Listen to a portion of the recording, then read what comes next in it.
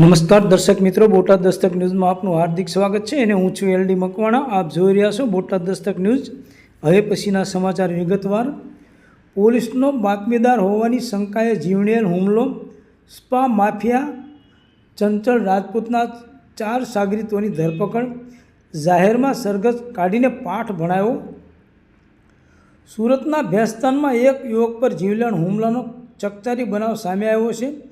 પોલીસનો બાતમીદાર હોવાની શંકા રાખીને નિકેશ ઉર્ફે નિકલો કિશોર પટેલ પર ચપ્પુ અને લાકડાના દંડાથી હુમલો કરવામાં આવ્યો હતો. આ ઘટનામાં સ્પા માફિયા ચંચળ રાજપૂતના 4 સાગરીતોની ધરપકડ કરી પોલીસે જાહેરમાં સરઘસ કાઢીને તેમને પાઠ ભણાવ્યો છે.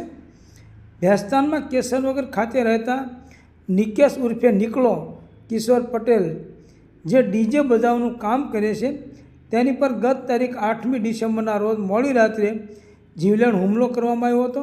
આરોપીઓ અખિલેશ ભારતી, હર્ષ સેન, આશિષ તિવારી અને અવિનાશ દીક્ષિતે નિકેશને ગળા અને માથાના ભાગે ચપ્પુ અને લાકડાના ફટકાથી ગંભીર ઇજા પહોંચાડી હતી. પોલીસ તપાસમાં ખુલ્યું કે આ હુમલો રીઢા ગુનેગાર અને સ્પા માફિયા ચંચળ રાજપૂતે કરાયો હતો. ચંચળના સ્પા પર વારંવાર પડતી પોલીસ રેડ માટે તે નિકેશને જવાબદાર માનતો હતો અને તેને બાતમીદાર ગણતો હતો.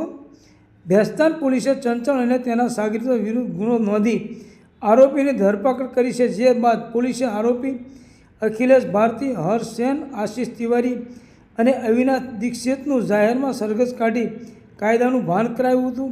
જો આ અંગે ભેસ્તાન પોલીસ સ્ટેશનના ઇન્ચાર્જ જણાવ્યું કે આ ઘટના અંગે અમે તમામ આરોપીઓ સામે કાયદેસર કાર્યવાહી કરી છે. લોકોના આરોગ્ય અને શાંતિ માટે પોલીસ કોઈપણ કૃત્યને સજ્જ છે. સૌજન્ય દિવ્યા ભાસ્કર, બોટાદ દસ્તક ન્યૂઝ, એલડી મકવાણા, બોટાદ.